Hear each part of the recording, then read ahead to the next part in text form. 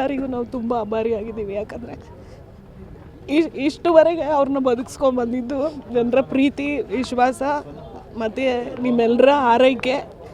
ಆದರೆ ಅವರು ಕಷ್ಟಪಟ್ಟಿಲ್ಲ, ತುಂಬ ಸುಖವಾದ ಮರಣ. ಆದರೆ ಏನು ಮಾಡೋಕ್ಕಾಗಲ್ಲ, ನಾವು ಉಳಿಸ್ಕೊಳ್ಳೋಕ್ಕಾಗಲಿಲ್ಲ. ಆದರೆ ನನ್ನ ಮಕ್ಕಳ ಮೇಲೆ, ನನ್ನ ಮೇಲೆ ಸದಾ ನಿಮ್ಗಳ ಆಶೀರ್ವಾದ ಇರಲಿ. ಅವ್ರು ಯಾವತ್ತಿದ್ರೂ ನಮ್ಮ ಹೃದಯದಲ್ಲಿ ಇದ್ದೇ ಇರ್ತಾರೆ. ಕಲಾವಿದ್ರಿಗೆ ಯಾವತ್ತೂ ಸಾವಿಲ್ಲ. ಅವ್ರು ಯಾವತ್ತೂ ಅದನ್ನು ಹೇಳೋರು. ಅವ್ರ ಮಾತನ್ನೇ ನಾನು ಹೇಳ್ತಾ ಇದ್ದೀನಿ, ಕಲಾವಿದ್ರಿಗೆ ಯಾವತ್ತೂ ಸಾವಿರಲ್ಲ.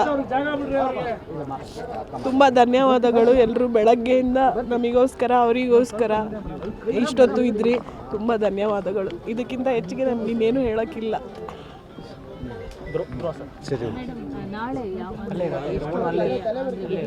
ನಾಳೆ ಬೆಳಗ್ಗೆ ಅಂದರೆ ಇವಾಗ ಇಲ್ಲಿಂದ ಹೊರಡ್ತೀವಿ.